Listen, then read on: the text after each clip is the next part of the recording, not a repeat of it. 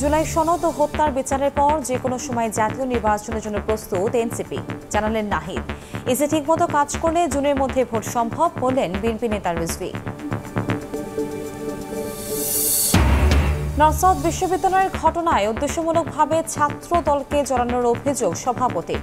পুরো সংগঠন নয়, হামলায় ইন্ধন ছিল এক নেতার, বললেন শারজিস। রেজিস্টার তাদের নাকি একযোগে ট্রান্সফার করা হয়েছে। একজনে 10,000 টাকা চাইছে, একজনে 5,000 টাকা চাইছে। জন্মসনদ যেন সোনার হরিণ, দুয়ারে দুয়ারে ঘুরেও মিলছে না সেবা। কাউন্সিলর অফিস থেকে নগর ভবন সবখানে চরম ভোগান্তি, সক্রিয় দালাল চক্র, উদাসীন প্রশাসন।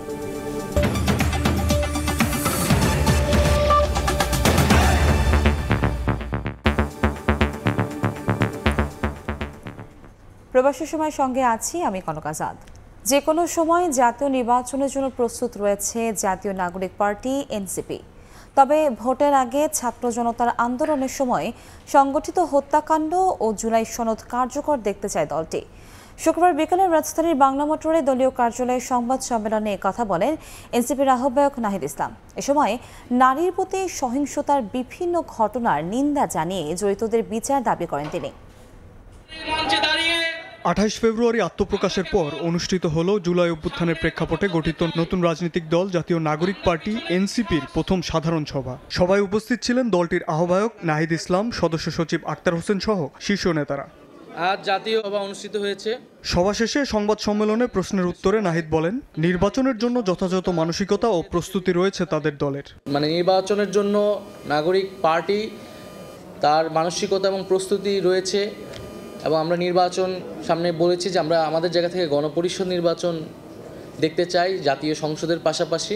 তবে নির্বাচনের আগে আইন শৃঙ্খলা পরিস্থিতির উন্নতি, ছাত্র জনতার আন্দোলনের সময় সংঘটিত হত্যাযজ্ঞের বিচার ও জুলাই সনদপত্র ঘোষণা প্রকাশের দাবি জানান এনসিপির আহ্বায়ক। কেবলমাত্র নির্বাচনই জাতীয় নাগরিক পার্টি বা এনসিপির এই মুহূর্তের একমাত্র দাবি নয়। আমরা গণপরিষদ বা জাতীয় নির্বাচনের কথা বলছি, কিন্তু তার আগে আমরা দৃশ্যমান বিচার কার্যক্রম দেখতে চাই এবং যে ঐক্যমত সংস্কারের জুলাই সনদ, যেটাতে সবার স্বাক্ষর হওয়ার কথা, জনগণ দেখতে পাবে কোন রাজনৈতিক দল জনগণের রাষ্ট্রের সংস্কারের পক্ষে আছে বিপক্ষে আছে, সেই জুলাই সনদটা আমরা নির্বাচনের আগে কার্যকর হিসেবে দেখতে চাই। পুলিশ প্রশাসনের কিন্তু একটা সুষ্ঠু নির্বাচন করার অভিজ্ঞতা দীর্ঘদিনের নেই, তাদের সক্ষমতা পরীক্ষা হয় না দীর্ঘদিন ধরে।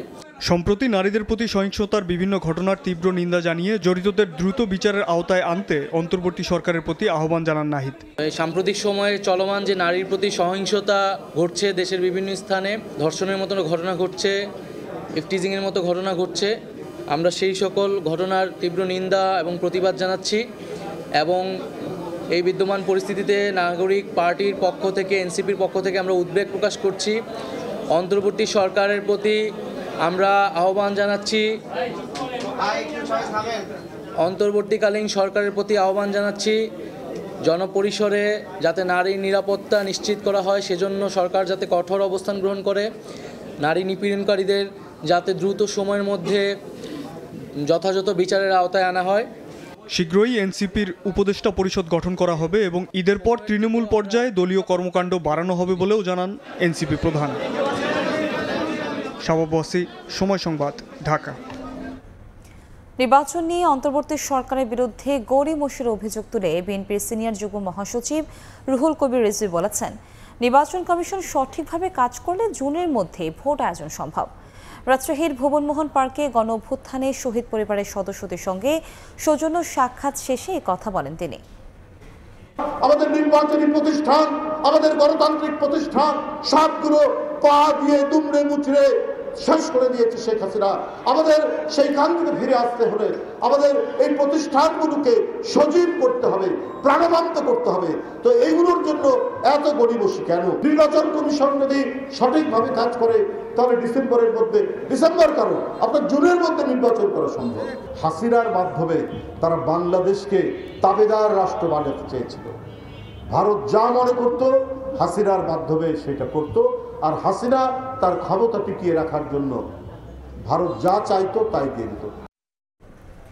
অপ্রীতিকর ঘটনার সঙ্গে উদ্দেশ্যপ্রণোদিতভাবে ছাত্রদলের নাম জড়ানো হচ্ছে বলে অভিযোগ করেছেন সংগঠনটির নেতারা। তাদের দাবি, গণতান্ত্রিক ছাত্র সংসদের কমিটি গঠনকে কেন্দ্র করে ঢাকা বিশ্ববিদ্যালয় ও বেসরকারি বিশ্ববিদ্যালয়ের কোন্দলকে রাজনৈতিক রূপ দিতেই নর্থ সাউথের ঘটনায় ছাত্রদলকে দায়ী করা হচ্ছে।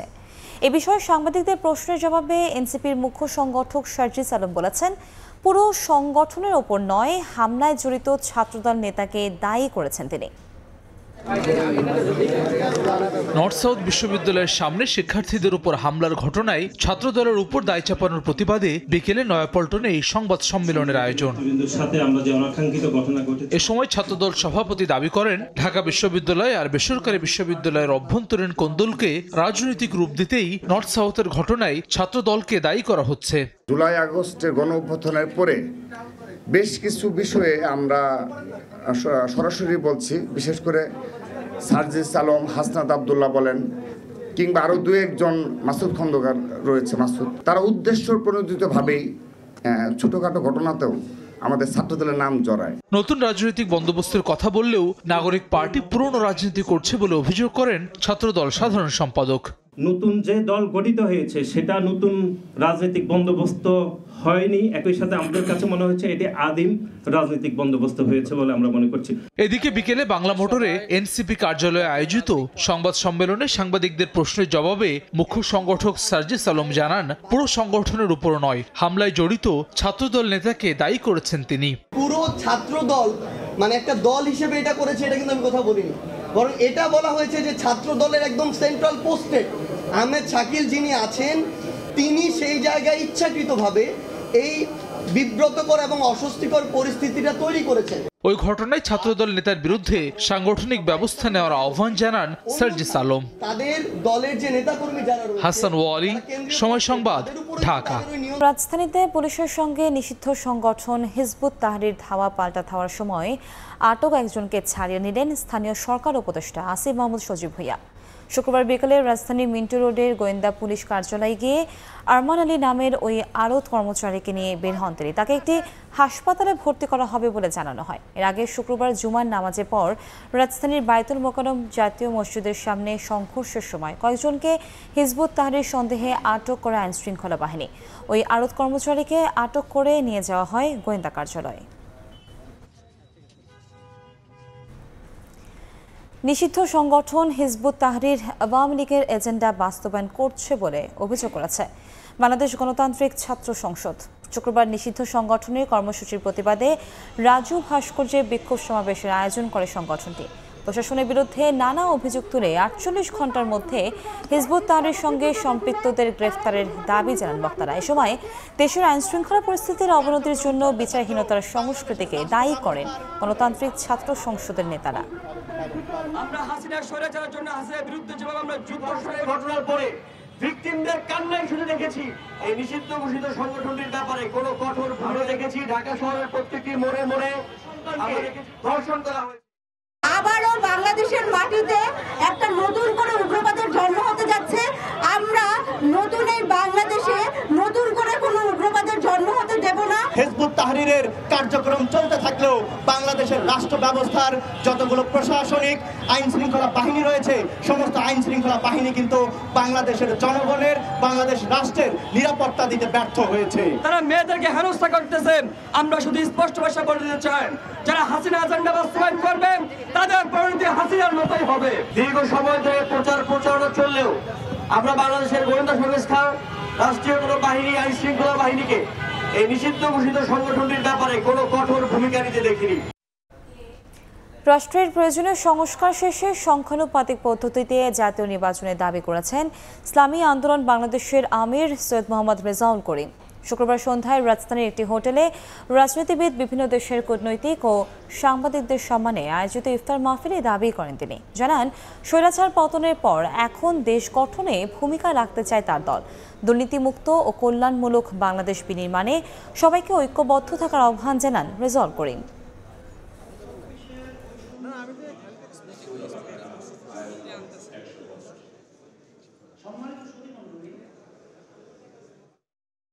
জাতীয় নির্বাচনে সংখ্যানুপাতিক পদ্ধতি অনুসরণ করা হলে রাজনীতিতে গুণগত পরিবর্তন আসবে। ইসলামী আন্দোলন বাংলাদেশ নির্বাচনহীন পরিস্থিতি দীর্ঘ হোক তা চায় না, বরঞ্চ নির্বাচনকে সুষ্ঠু অবাধ করতে এবং নির্বাচনে সকলের জন্য সমান সুযোগ নিশ্চিত করতে প্রয়োজনীয় ব্যবস্থা ও সংস্কার করে দ্রুত নির্বাচনের আহ্বান জানায়। প্লট জালিয়াতির মামলায় শেখ হাসিনা পরিবারের সদস্যদের বিরুদ্ধে তদন্ত শেষ করেছে দুদক। আসামি তালিকায় নতুন করে সাবেক প্রতিমন্ত্রী শরীফ আহমেদ সহ 2 জনকে যুক্ত করে শীঘ্রই আদালতে চার্জশিট জমা দিতে যাচ্ছে সংস্থাটি। বিশেষজ্ঞরা বলছেন, শেখ হাসিনার প্লট জালিয়াতির বিচার না হলে ভবিষ্যতে অন্যরাও এমন অপরাধে জড়াবে। তাসলিম তৌহিদের রিপোর্ট। পূর্বাচল নতুন শহর প্রকল্পে 2022 সালে 10 কাঠা করে 6টি প্লট বরাদ্দ নেন সাবেক প্রধানমন্ত্রী শেখ হাসিনা ও তার পরিবারের সদস্যরা। রাজধানীতে প্লট থাকা সত্ত্বেও সরকারি প্রধানের বিশেষ ক্ষমতা প্রয়োগ করে এসব প্লট অবৈধভাবে বরাদ্দ দেওয়ার অভিযোগ ওঠে। জানুয়ারি মাসে শেখ হাসিনা, রেহেনা ও তাদের সন্তান সহ 14 জন সরকারি কর্মকর্তার বিরুদ্ধে 6টি মামলা করে দুদক। প্রায় 2 মাসে তদন্ত শেষে শেখ পরিবারের বিরুদ্ধে অনিয়মের প্রমাণ মেলায় চূড়ান্ত চার্জশিট দাখিল করতে যাচ্ছে দুদক, যেখানে সাবেক গৃহায়ণ ও গণপূর্ত প্রতিমন্ত্রী শরীফ আহমেদ এবং শেখ হাসিনার সাবেক একান্ত সচিব মোহাম্মদ সালাউদ্দিনের দায় খুঁজে পাওয়ায় তাদের নামও অন্তর্ভুক্ত করা হচ্ছে চার্জশিটে। দুর্নীতি বিরোধী জাতীয় সমন্বয় কমিটির এই নেতা মনে করেন, ক্ষমতা প্রভাব খাটিয়ে প্লট দখলে শেখ পরিবারের দুর্নীতি স্পষ্ট, কাজেই বিলম্ব না করে বিচারের মুখোমুখি করতে হবে তাদেরকে। 32 নম্বরের বাড়ি, তাদের 3 নম্বরের বাড়ি, তারপরে আপনার শেখ রেহানার বাড়ি, সবার নামেই তো বাড়ি আছে। আর বাড়ি না হলে আরেকটা শয়তানিক বুদ্ধি একটা আছে, সেটা হলো আমি আরেকজনকে দান করে দিয়ে আমি নিঃস্ব হয়ে গেলাম। তো তুমি নিজে নিঃস্ব হয়ে দান করে দিয়ে তখন তুমি আরেকটা প্লট নিবা, এটা তো একটা পেপার ওয়ার্ক, একটা গেম। একটা প্রমাণিত যে তারা এই দুর্নীতি করেছে, তো দুর্নীতি করেছে, যে দুর্নীতি করে তার বিচার হবে। আর দুর্নীতির যদি বিচার না হয় তো অন্যরা দুর্নীতিতে আরও আগ্রহী হবে। এদিকে প্লট জালিয়াতি তদন্ত করতে গিয়ে শেখ পরিবারের আরও একাধিক প্লট ফ্ল্যাটের সন্ধান পেয়েছে দুদক। তাসলিম তৌহিদ, সময় সংবাদ, ঢাকা। জন্ম সনদ, এই নাগরিক অধিকার যেন সোনার হরিণ, অথচ দুয়ারে দুয়ারে ঘুরেও মিলছে না তা। কাউন্সিলর অফিস থেকে নগর ভবন সবখানেই ভোগান্তি নিত্যসঙ্গী। এদিকে সব জেনেও যেন নির্বিকার প্রশাসন। প্রিন্স আরিফের ছবিতে বিস্তারিত জানাচ্ছেন রৌনক নিয়ন্তা। জন্ম নিবন্ধন, এটার কোনো মা বাবা আছে বলে আমার মনে হয় না, কিন্তু পাওয়া যায়, পয়সা দিলে ঠিকই চলে আসে। অন্তহীন এই ভোগান্তি যেন নিয়তি, জানেন সরকার প্রধানও। তাহলে সমাধান কি? সন্তান জন্মের পর কিংবা শিক্ষা প্রতিষ্ঠানে ভর্তি করতে প্রয়োজন জন্ম সনদ, তাই ছুটে চলা স্থানীয় কাউন্সিলর কার্যালয়। 5 আগস্টের পর কাউন্সিলর না থাকায় পাল্টেছে নিয়ম। আমারটা আজকে প্রায় 1 সপ্তাহ ধরে আমার ঘুরাইতেছে, বলতেছে যে ট্রান্সফার পুষ্টি সহযোগী ট্রান্সফার করে ফেলেছে জানিয়ে ক্ষোভ ঝরেছে ভুক্তভোগীর কণ্ঠে। ওই বাদ সহকারী যদি মারা যায় তাহলে সেইটা কি চলবে না? অভিযোগ রয়েছে এই কার্যালয়ে কর্মরত এক ব্যক্তির কাছে টাকা দেওয়ার পরও মেলেনি জন্ম সনদ। উনি যেটা আমাকে বলল যে যারা বার্থ রেজিস্টার তাদের নাকি একযোগে ট্রান্সফার করা হয়েছে, এখন এখানে বার্থ রেজিস্টার আসছে না, বিধায় আমার জিনিসটা পাইতে একটু সমস্যা হচ্ছে। জন্ম সনদ পেতে এবার যাত্রা নগর ভবনে। রেজিস্ট্রার জানালেন 3 দিনেই সেখানে মেলে জন্ম সনদ, অথচ সেবা প্রত্যাশীরা বলছেন দুয়ারে দুয়ারে ধর্ণা দিয়েও মিলছে না জন্ম সনদ।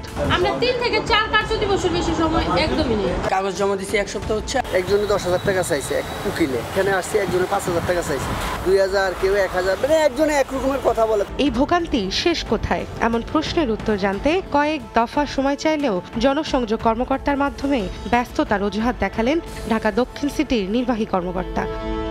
এদিকে আঞ্চলিক কর্মকর্তাও এসবের দায় নিতে নারাজ।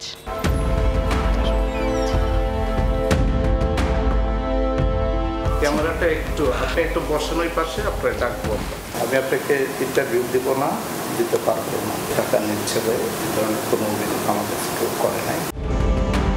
অন্যদিকে ডিএনসিসির চিত্রও এক। মিরপুর 10-এ জোন অফিসে কর্মরত এক ব্যক্তির নামে অভিযোগ আছে, জন্ম নিবন্ধন করতে আসলেই গুনতে হয় কয়েক হাজার টাকা। এবার যোগাযোগ তার সঙ্গে। টাকা পয়সা কেমন কি লাগবে ভাই? 2-3 দিনের মধ্যে আর্জেন্ট তো, সমস্যা একটু হলে আমাদের দৌড়াদৌড়ি করতে হয় তো, মানে তাড়াহুড়া করলে আপনি হয়তো বা দিবেন, আমার কাজ আমি করে দেবো একদিনের মধ্যে। এভাবেই প্রতিদিনই শত শত সেবাগ্রহীতারা জন্ম নিবন্ধন সনদ বা সংশোধনের জন্য পড়ছেন নানা বিড়ম্বনায়, হচ্ছেন হয়রানির শিকার। তবে বাড়তি টাকা গুনলেই মিলছে ভোগান্তি ছাড়াই জন্ম সনদ। দ্বিতীয় পর্বে জানাবো সেই গল্প। রৌনক নিয়ন্তা, সময় সংবাদ, ঢাকা। বাংলাদেশে আশ্রিত রোহিঙ্গাদের জন্য খাদ্য সহায়তায় খরচের পরিমাণ অর্ধেকের বেশি কমাতে যাচ্ছে জাতিসংঘের বিশ্ব খাদ্য কর্মসূচি বা WFP। এমন খবরে উদ্বিগ্ন রোহিঙ্গারা। আর বরাদ্দ কমানো হলে খাদ্য সংকটের পাশাপাশি আইন শৃঙ্খলা পরিস্থিতির অবনতির শঙ্কা জানিয়েছে শরণার্থী ত্রাণ ও প্রত্যাবাসন কমিশন। মোহাম্মদ ফরজে ক্যামেরায় বিস্তারিত জানাচ্ছেন সুজাউদ্দিন রুবেল। সরকারি হিসেব অনুযায়ী বাংলাদেশে বসবাস করছেন 13 লাখের বেশি রোহিঙ্গা। তাদের বেশিরভাগই পালিয়ে আসেন 2017 সালে, যখন মিয়ানমারে জাতিগত সহিংসতা চলছিল। বাংলাদেশে আশ্রিত রোহিঙ্গাদের খাদ্য সহায়তা দিয়ে আসছে জাতিসংঘের বিশ্ব খাদ্য কর্মসূচি বা WFP। হঠাৎ তহবিল ঘাটতির কারণ জানিয়ে সহায়তার পরিমাণ অর্ধেকের বেশি কমাচ্ছে সংস্থাটি।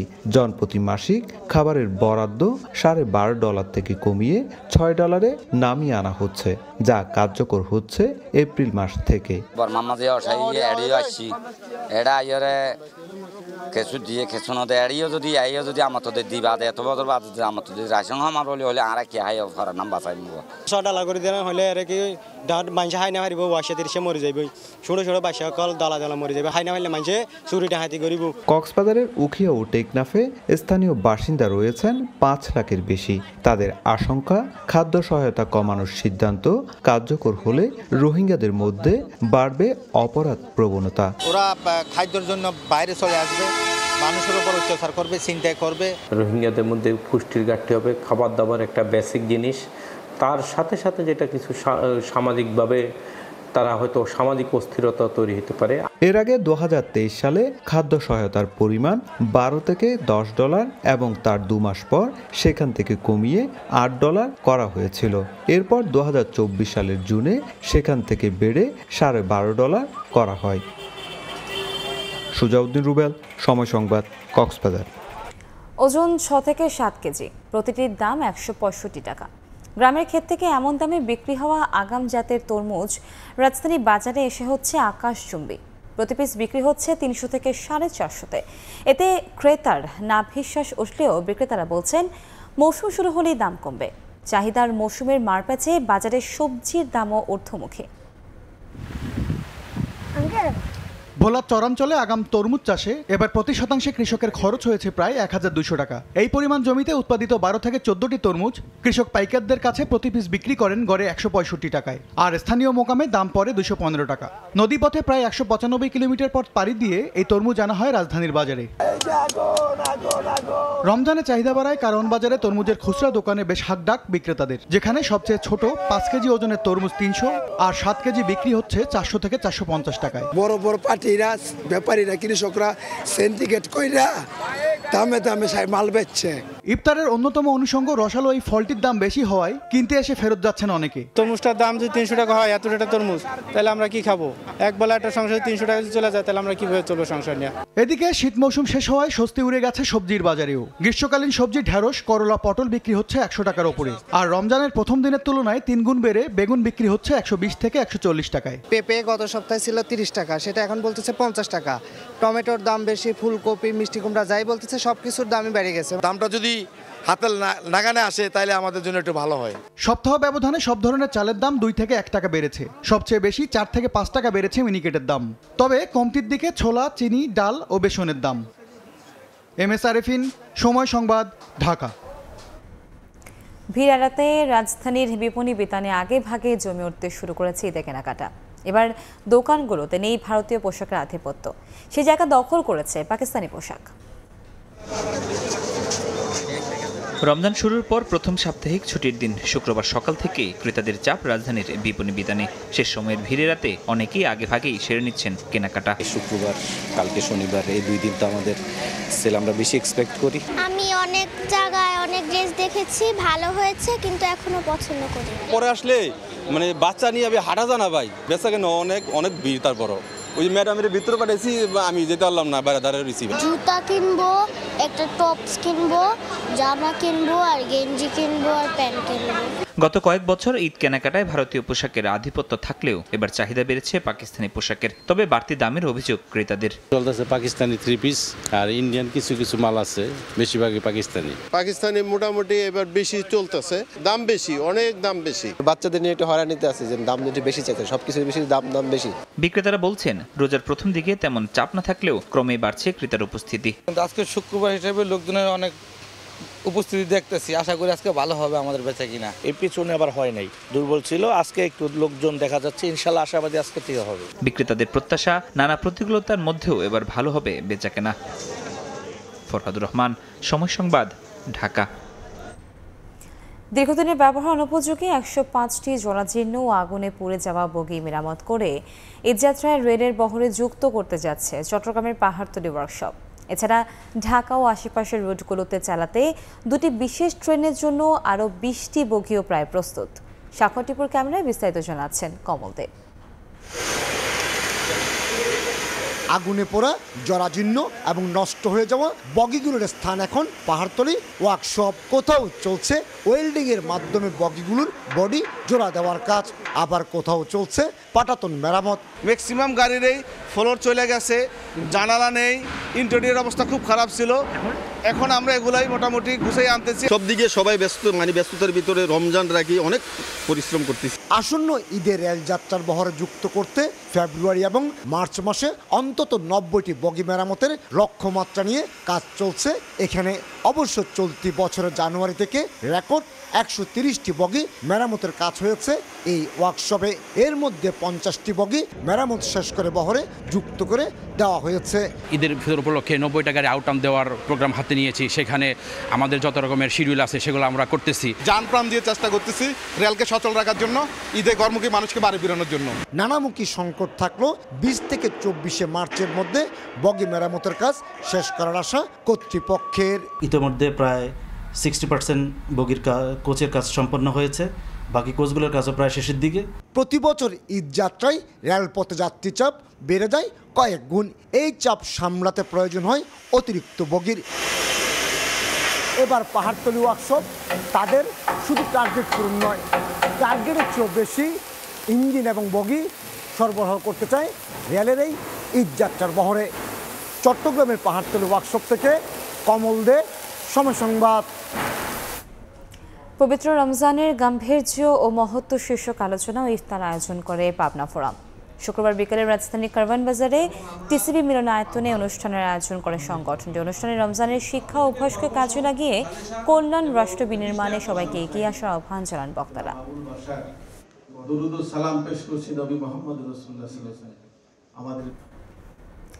অভিন্ন 54 নদীর সীমান্ত পথে নানা সমস্যার বিষয়ে ভারতকে আনুষ্ঠানিকভাবে জানিয়েছে বাংলাদেশ। সীমান্তে নিরাপত্তা বিঘ্নিত হয় এমন কোনো উদ্যোগে ঢাকার সায় নেই বলেও জানানো হয়েছে। শুক্রবার কলকাতায় অনুষ্ঠিত যৌথ নদী কমিশনের টেকনিক্যাল কমিটির বৈঠকে এসব বিষয়ে আলোচনা হয়। বৈঠকে দুই দেশের নদী কমিশনের টেকনিক্যাল কমিটির সদস্যরা ছাড়াও দূতাবাসের কর্মকর্তারা উপস্থিত ছিলেন। বাংলাদেশের ভেতরে ভারতের সীমান্ত ঘেঁষা বেশ কয়েকটি নদী, বিল ও জলাশয়ে দ্রুত ড্রেজিং প্রয়োজন, এ বিষয়ে সহযোগিতার প্রতিশ্রুতি দিয়েছে ভারত। অন্যদিকে ভারতীয় কয়েকটি নদীর ক্ষেত্রেও ড্রেজিং প্রয়োজন বলে জানান তারা।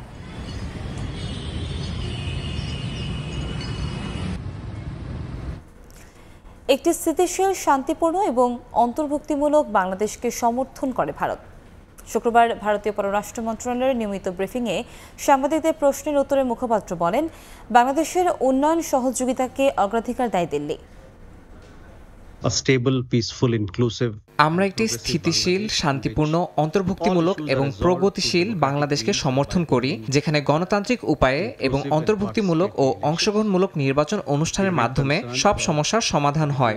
উন্নয়ন সহযোগিতা বাংলাদেশের জনগণের সাথে আমাদের সম্পর্কের সহযোগিতার একটি অগ্রাধিকারমূলক ক্ষেত্র। 1997 সালের পর প্রথমবার হামাসের সঙ্গে সরাসরি আলোচনায় যুক্তরাষ্ট্র। মার্কিন ইসরায়েলি বন্দীদের মুক্তি ও গাজা যুদ্ধের অবসান নিয়ে আলোচনা হয়েছে দুপক্ষের। এদিকে ট্রাম্পের চূড়ান্ত হুঁশিয়ারির প্রতিক্রিয়ায় হামাস বলছে যুদ্ধবিরতির শর্ত ভঙ্গ করতে ইসরায়েলকে উস্কানি দিচ্ছে যুক্তরাষ্ট্র। মার্কিন প্রেসিডেন্ট ডোনাল্ড ট্রাম্পের বিশেষ দূত স্টিভ উইটকফ জানিয়েছেন যুক্তরাষ্ট্র সম্প্রতি হামাসের সঙ্গে সরাসরি আলোচনা করেছে। মূলত যুদ্ধের অবসান ও বন্দীদের মুক্তির লক্ষ্যে এই আলোচনা হয়েছে। তবে তিনি দাবি করেন হামাস এখনও স্বচ্ছতা দেখাচ্ছে না। এই বিষয়ে আলোচনার জন্য উইটকফ শিগগিরই মধ্যপ্রাচ্য সফর করবেন বলে জানান। এরই মধ্যে হামাসকে চূড়ান্ত হুঁশিয়ারি দিয়েছে ট্রাম্প। হোয়াইট হাউস থেকে হামাসের সঙ্গে আলোচনার খবর নিশ্চিত করার পর তিনি তার সামাজিক মাধ্যম ট্রুথ সোশ্যালে হামাসের বিরুদ্ধে কঠোর বক্তব্য দেন। তিনি জানান বন্দীদের মুক্তি না দিলে হামাস সদস্যরা নিরাপদ থাকবে না। এছাড়া ইসরায়েলকে সর্বোচ্চ সহায়তা দেওয়ার কথাও বলেন তিনি। দক্ষিণ কোরিয়ার অভিশংসিত প্রেসিডেন্ট ইয়ন সুক ইয়লকে মুক্তির আদেশ দিয়েছেন সিওলের কেন্দ্রীয় জেলা আদালত। যদিও ফৌজদারি কার্যবিধি আইনের অধীনে আদালতের সিদ্ধান্তের বিরুদ্ধে আপিল করার জন্য 7 দিন সময় পাবেন অভিযোগ দায়েরকারী প্রসিকিউটররা। এদিকে আদালতের আদেশের জেরে সিওলে বিক্ষোভ করেছেন হাজারো মানুষ। অন্যদিকে উল্লাস প্রকাশ করেছেন ইয়নের সমর্থকরা। দক্ষিণ কোরিয়া থেকে মোহাম্মদ হানিফের রিপোর্ট।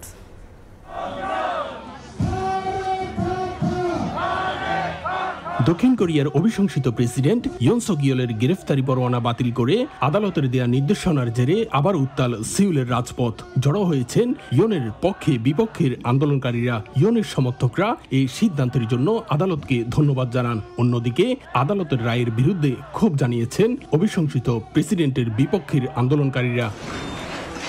এর আগে শুক্রবার ইয়লের আটকের প্রত্যাহারের আবেদন মঞ্জুর করেন সিউলের কেন্দ্রীয় জেলা আদালত। ডিসেম্বরে দেশটিতে সামরিক আইন ঘোষণার কারণে 15 জানুয়ারি তাকে আটক করা হয়। এর 51 দিন পর তাকে মুক্তির আদেশ দিলেন আদালত।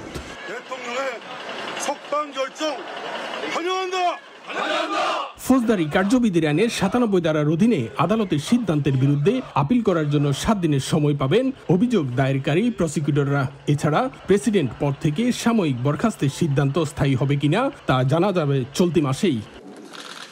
অন্যদিকে সিউলের কেন্দ্রীয় জেলা আদালতের বিবৃতিতে বলা হয়েছে সকল যুক্তি বিবেচনা করে ইয়লকে আটক রাখার সময়সীমা পার হয়ে যাওয়ার পর তার বিরুদ্ধে অভিযোগ গঠন করা হয়। বিচার প্রক্রিয়ার স্বচ্ছতা নিশ্চিতে তার আটক আদেশ বাতিল করা হয়েছে বলেও জানানো হয় এই বিবৃতিতে।